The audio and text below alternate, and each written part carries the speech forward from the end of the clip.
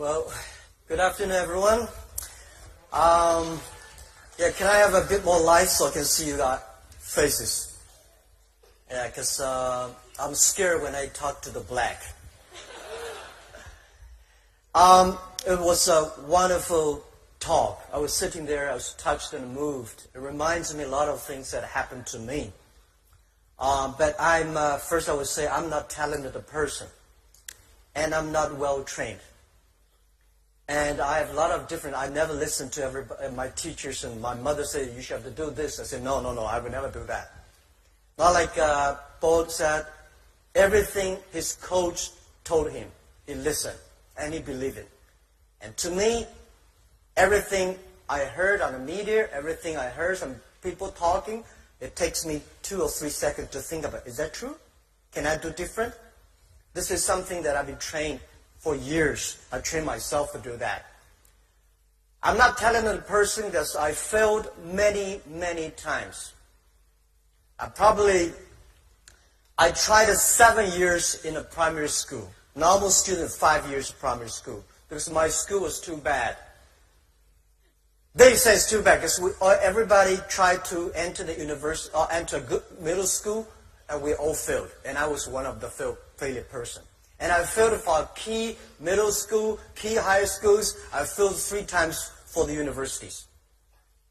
And I applied for jobs and I think like 30 times jobs, all failed. I remember when I graduated from high school, I failed the university and looking for a job in a KFC. 24 people went and 23 accepted. I was the only one not accepted. And then I tried to be a policeman. 5 classmates went, 4 accepted, I was turned down. And when we started the business for Alibaba, I tried to raise money. I went to Silicon Valley, talking to venture capitalists. So, over 30 of them, none of them accept us and give us some money. But I think the very interesting thing that I do is that because so many mistakes we made, that trained me. Every mistake, every setbacks, every time people refuse us, I take this as a training course. And I don't think that today when people say, I'm disappointed because I'm rejected by this company, or I'm rejected, I failed. To me, I think if you are rejected by people, that's very natural. If you're accepted by people, that's not natural. Right? When I started the business, tried to sell my products. Every day I have a lot of cold calls, go out meeting customers. I tell myself before I go out, today I'm going to meet 12 customers. I have no chance to win. Not even 1 chance. And then when I came back, there's no chance. I say, see how good I am. I know there was no chance. If I got a 1, I say I would do better than I expected. So every time, every mistakes we make, it's a great treasure of your future succeed. And I would say today there are a lot of books about Jack Ma, about Alibaba, but none of the books I read for myself. I wrote myself. I don't think I should write a book, because when somebody start to write a book for himself, he's old, he's going to retire. But if one day I do want to write a book, I want to write a book. The name is Alibaba 1001 Mistakes.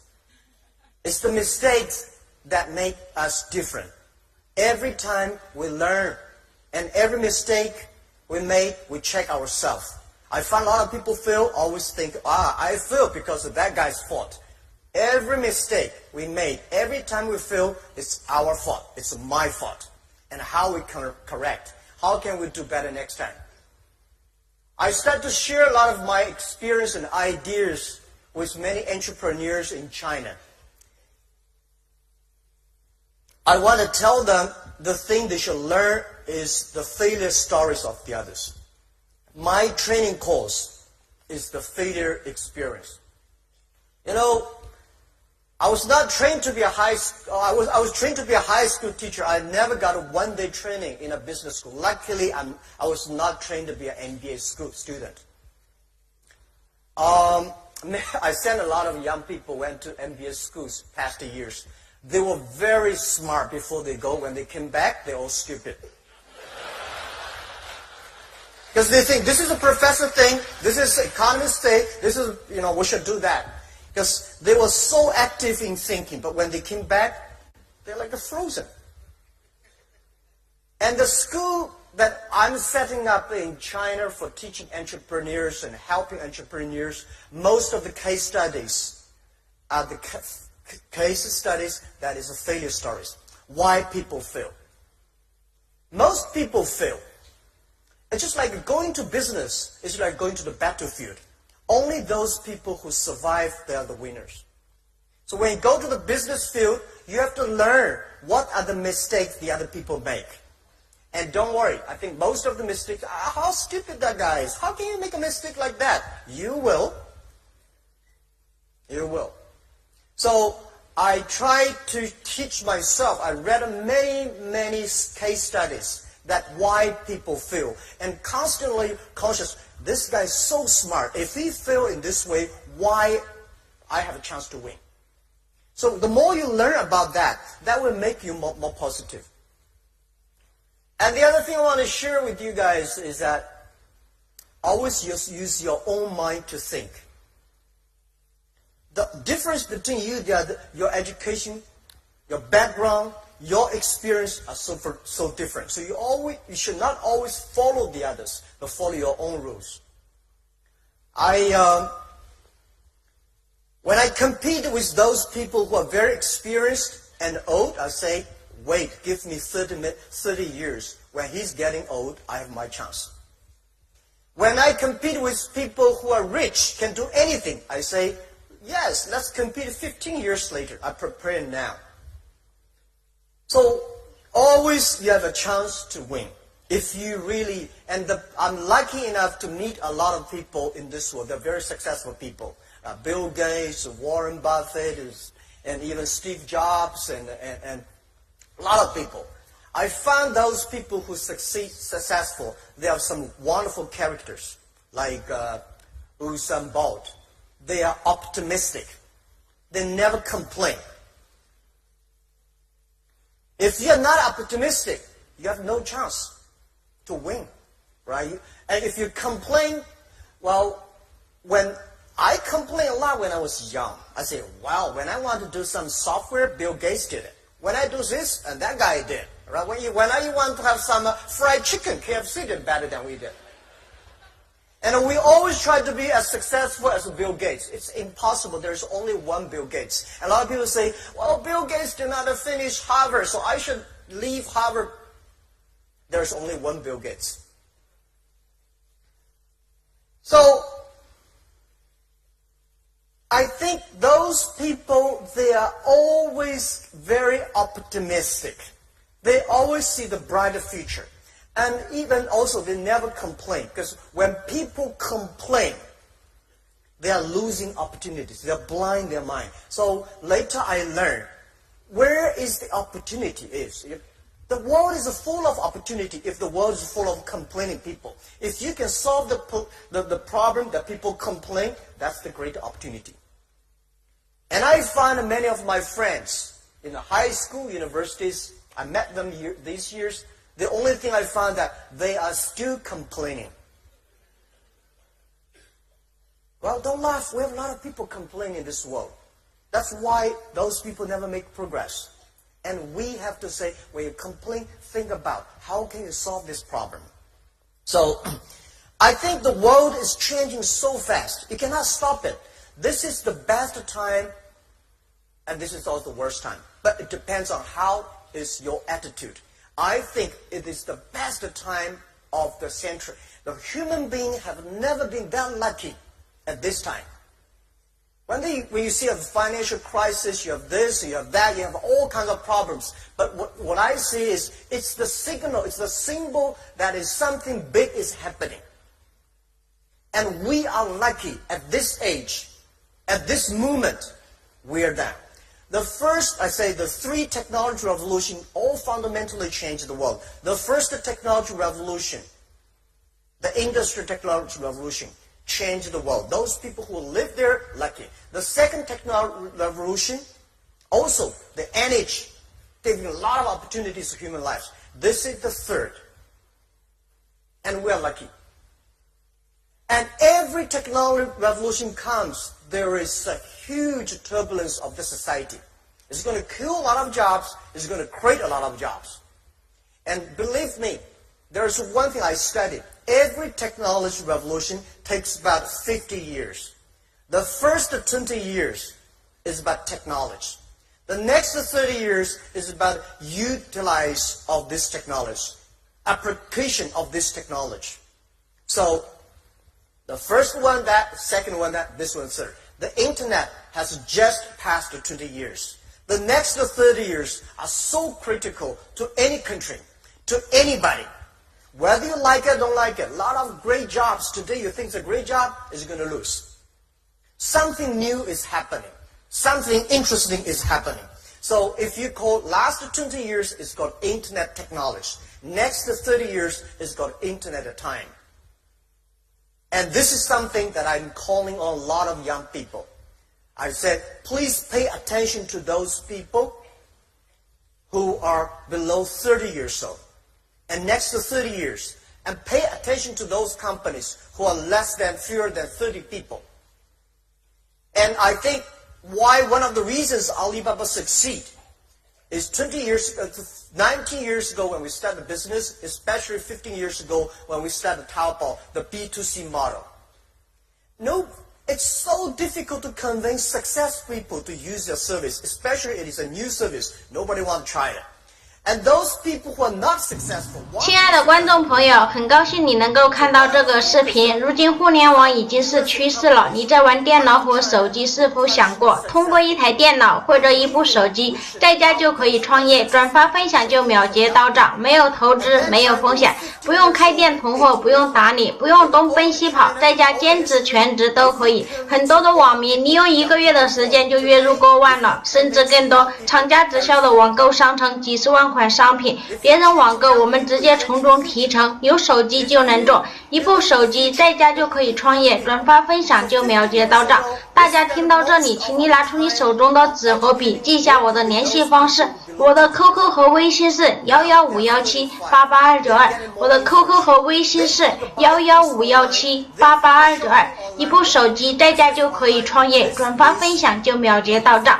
欢迎咨询，请你拿出你手中的纸和笔，记一下我的联系方式。我的 QQ 和微信是11517882292，我的 QQ 和微信是11517882292。如果你想创业，可以找我了解，了解不损失什么，具体了解可能会错失良机。谢谢。A lot of people complain because the internet destroy a lot of business.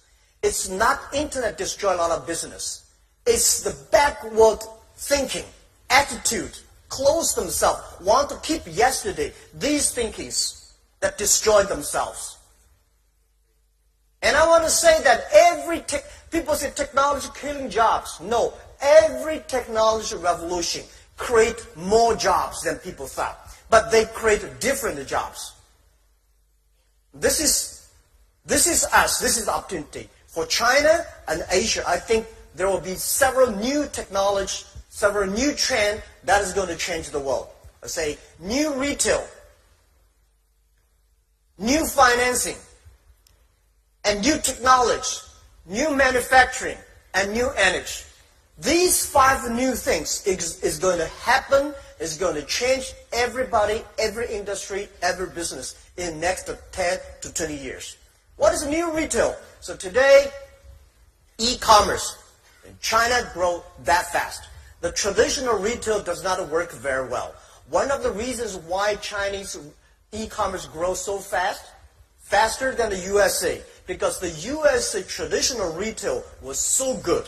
The infrastructure of business was so good, so internet cannot go inside. But in China, the traditional retail is not good. I think Malaysia, Indonesia are the same. Because that is no good. So internet becomes the key technology. We use the internet to improve the new retail that grows so fast. So I said e-commerce in America at that time was like a dessert. In China, become the main course.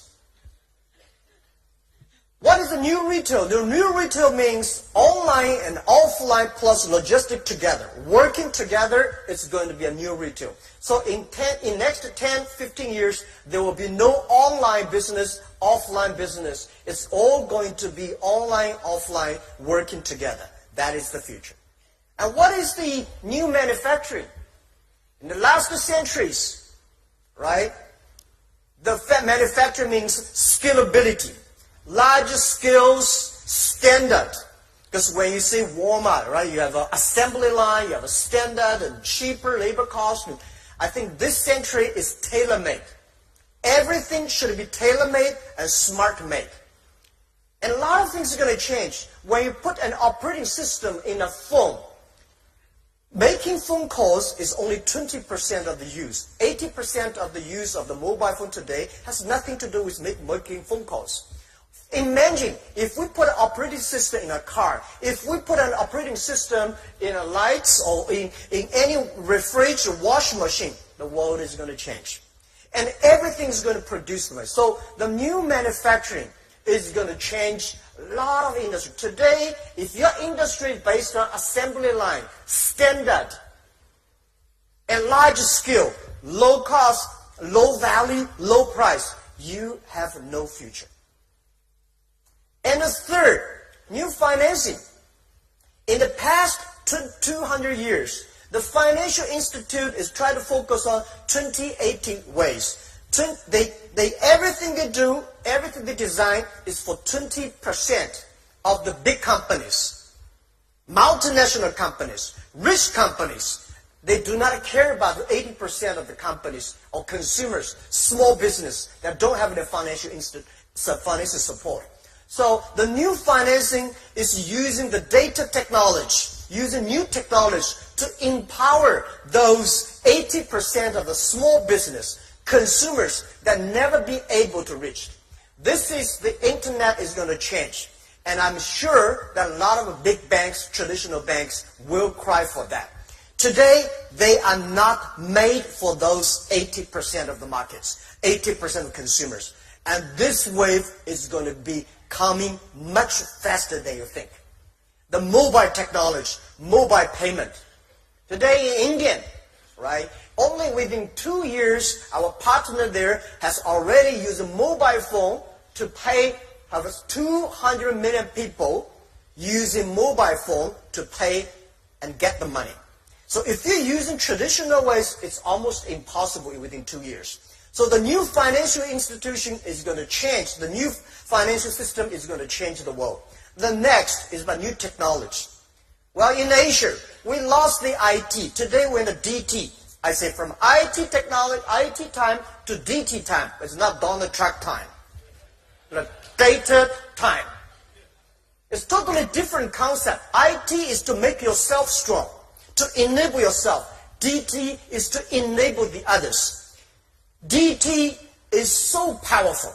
So the IT time, the Asia lost our chance. We don't have IBM, we don't have a Microsoft, we don't have a Cisco, we don't have Intel chips. But on the DT time, we have a chance to win.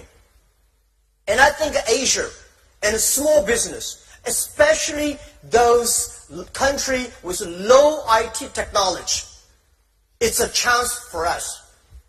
A mobile phone today is much more powerful than a powerful PC computer 20 years ago.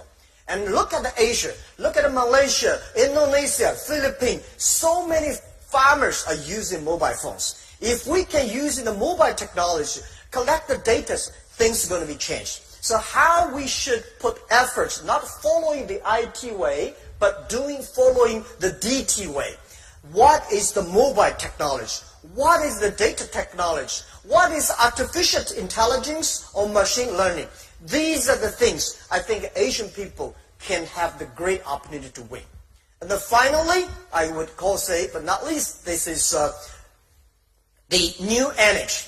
The first technology revolution, the energy is coal. The second technology revolution, the energy is oil. What is the energy of next century or this century? That is data. Without data, nothing can be done. And I want to tell all the young people here, Do not complain that you don't have the chance, like an opportunity like your father. Your father may not have the chance like these 5 years. If you start to learn, if you start to make up now, start to prepare now, you may succeed in 10 years. You will never be succeed tomorrow. But if you prepare, you have a chance. If you believe the future, if you believe this technology, if you believe this technology revolution is going to change the world, start to do now, 10, 15 years then. What you are today is not designed by yesterday. It's designed by 15 years ago, your effort. So your 15 years later, your life is decided by your today's decision and efforts. So this is what I believe. And I'm not like a bold. I think one thing that I always think, we cannot decide which family you were born.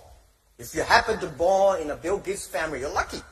But you don't have chance. But we cannot decide where we're born, but we can decide where we die, how we want to die. If you want to die in a prison, it's simple. If you die in a decent, a lot of friends, also you have to make a lot of friends. You have to change your character, value system, these things, the things. And I know I'm not going to die in my office. I'm going to retire and die on the beaches. Life is not about work. Life, you come to this world, it's a journey. All right? I believe we come to this world for holiday. All right. The other thing I want to change is that whether you like it or don't like it, this transformation is moving much faster than you thought. A lot of things are going to change. As I said, the white collar, today's white collar today is going to be, a lot of jobs are going to disappearing. So you see, you are data analyst. So people say, I'm learning data. I'm going to data analysis because this is going to be a hot job. I tell you, there will be no data analyst next to 10 years. The machine is going to do much better job than you are. In the past 20 years, we make people like a machine. Next 20 years, we will make machine like people. Machine is going to be more powerful, smart than people.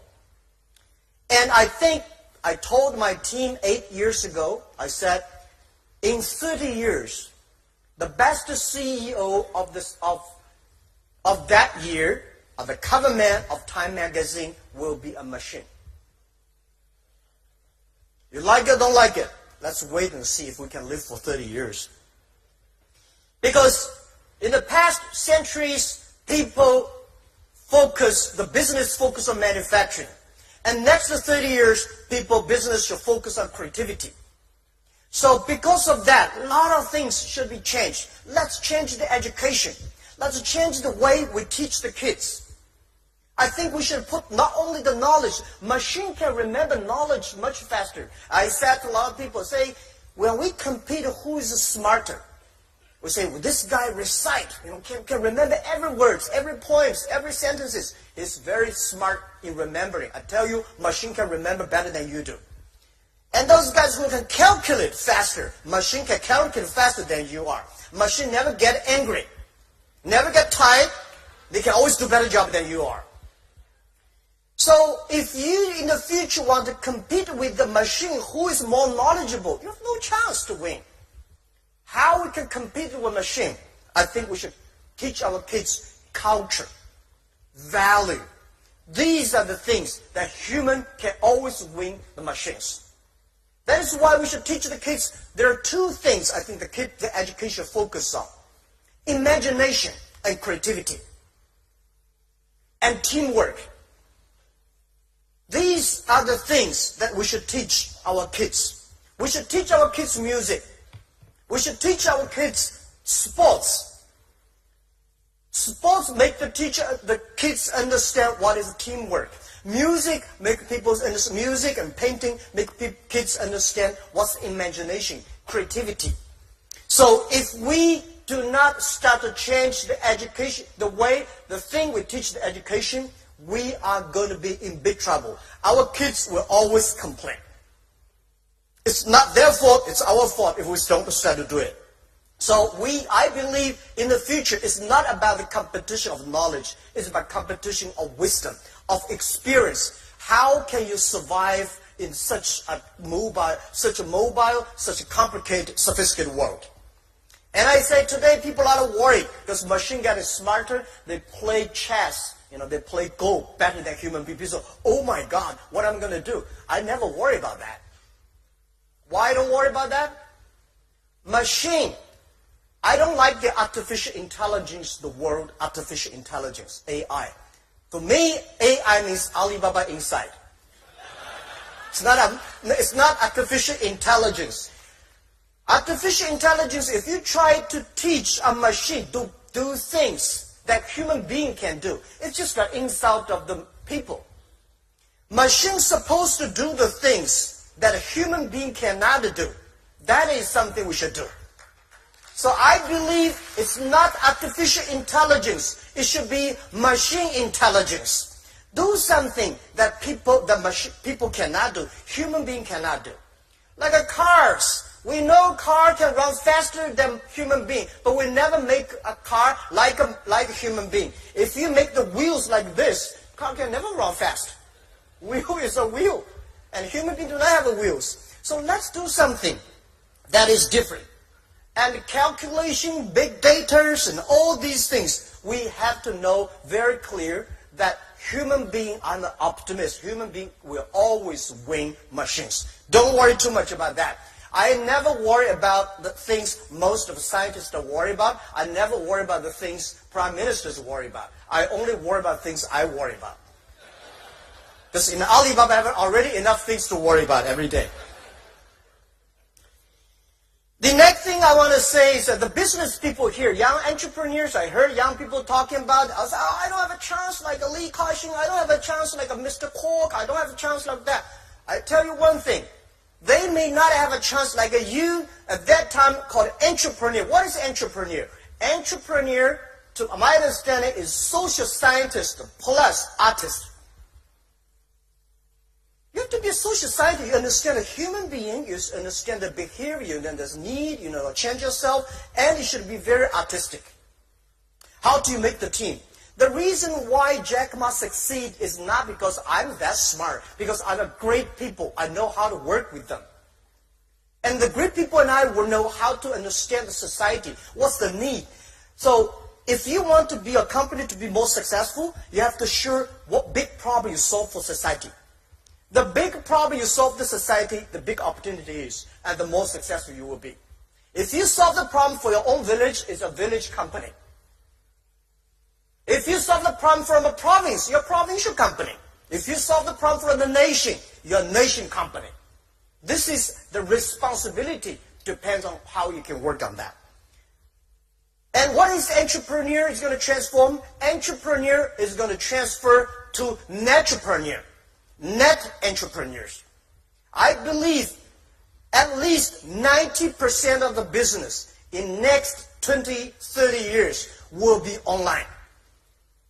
If you do not know how to do business online, normally do a small business. If you're a small, tiny business, you can only do the local village. But the size of a business depends the reach of your region.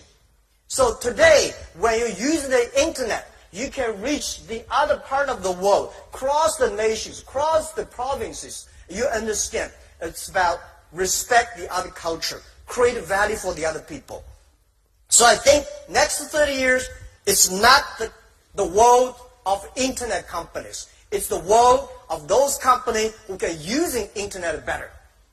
And this is the opportunity for us. You don't have to know technology, but you have to know how to use the technology, leverage the technology. I'm not trained to be an engineer. Up to now, I still cannot understand why computer can operate. Because I don't know. I mean, it's okay you don't know. You respect the people who know about it. Right? Let those people who know about it. And then for the first 5 years, I was the product tester of the company. Because we work for small business. Most of the small business in the world, they are scared of the high technology. When they think about high technology, they don't want to do it. So I'm the product tester. When the engineers finish the thing, I will use it. If I cannot use it, I say 80% of people cannot use it, just to throw the rubbish. If I can use it, it's a good product.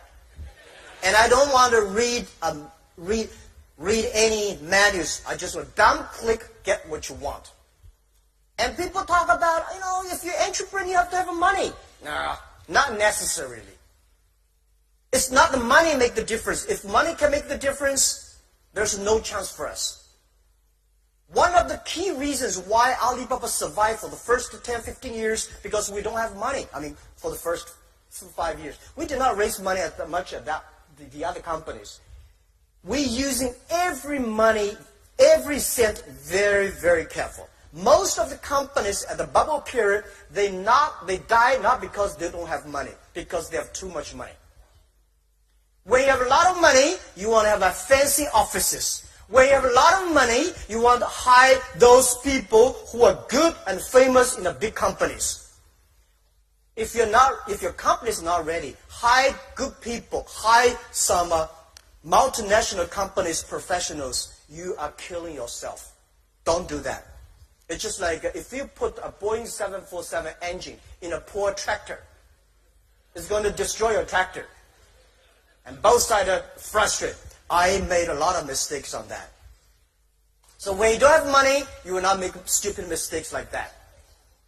And the best people is not outside your company. The best people are always in your own company. They believe in you. They believe the ideas. And spend time on that. A lot of people love to spend money on the equipment and machines, but not spending money on their people. And spending money on the people, training them, giving them opportunities, and share with them the mistakes, listen to their mistakes, working together. That will make you really good.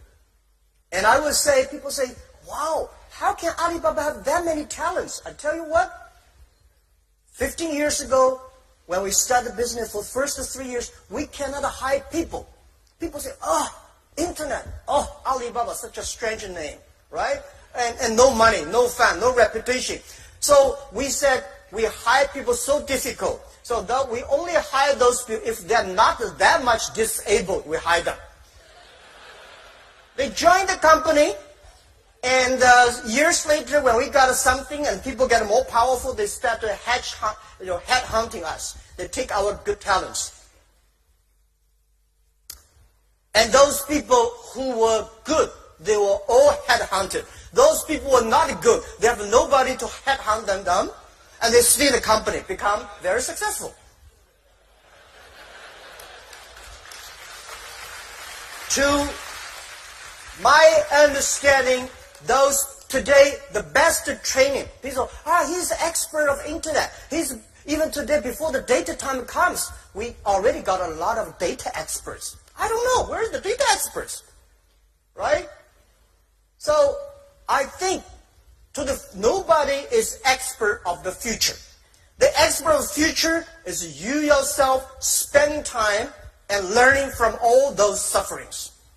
So, this is what I believe. And in the future, I believe that, IQ, EQ, right? If you want to be successful, you should have EQ. But if you want not lose, you should have IQ. Remember, that's the difference, right? You want to be successful, you have to be EQ. Because those people, EQ good, easy to get the deal done, understand people, working with the people. But a lot of people make mistakes because their lack of IQ. But no matter how smart you are, the other people are always smarter than you are. So if you want to have the best IQ, hire good people. It's the people, and work with them. It's the people that improving your IQ. And the third, if you want to be respected. A lot of people make money, but never got respect. We have a lot of these people. That is the LQ, the Q of love. So these Qs are very, very important for anybody if you want to be successful. IQ, EQ, and Q of love. All right. The other thing is that the world is changing. I think in the future, next to 30 years, it's not about it's not a competition of muscles. It's not even competition of knowledge. It's a competition of the user experience. It's a competition about care the others. It's a competition that how you can enable your employees, how can you enable your others, the customers, and the women are going to be more and more important. One of the secret source of our company is women. We got 47% of the employees in our company are women. 33% of the senior management are women. I never thought it was something strange. One day there is an American journalist come to our company and say, Jack, why are there so many women in your company? I said, is that? I never realized that. Because we never think of men and women. Internet is about how you can perform behind the internet. And the very interesting thing is that if you have a lot of engineers and don't have those creative, care for others, people like women, women care the other people much more than men.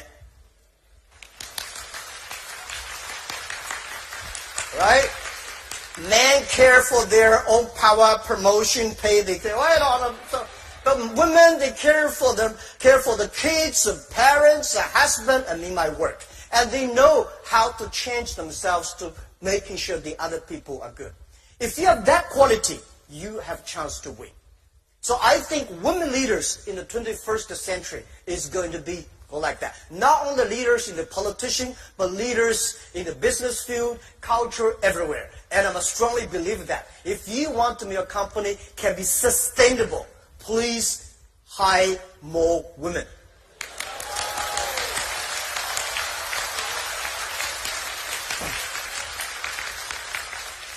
I'm not talking like a politician. I prove it by our company. We're probably the company in China, in the world, the high-tech company, have close to 50% of the employees are women. 33% of the senior management are women. And by the way, we got more than 50% of the power sellers online are women. The power sellers, if the traditional ways, women have no chance. But the online, people only care whether you serve them better or not. They do not, oh, it's a woman. All right, finally, before we open the questions, because I have a lot of things to share with you. Sorry for I talked that long, because when I have a chance to talk to entrepreneurs, I just feel that I can talk to myself. I feel a lot more comfortable when I talk to the small business and young entrepreneurs. Because when I talk to investors, I got a headache. But when I talk to entrepreneurs, I feel that we are the same animals. When we talk to big companies, they talk about competition, revenues, and profit, and But when we talk to the small business, we talk about the dream. We talk about team. We talk about customers. All right. So finally, this technology revolution is very scary. It depends on how we use it. How we can work together to solve big social problems. The first technology revolution changed the world, but the result was the First World War. The second technology revolution also influenced the world. The result is Second World War. Now we are entering the third technology revolution. The first technology revolution made the people physical, arm, leg, and stronger, machine.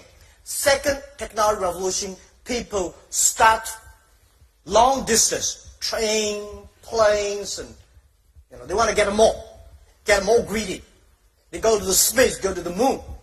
But this technology revolution, this time, is the inside world. People should know themselves. Today, we go to the moon, we try to be on the Mars, but we never see the inside of the human beings.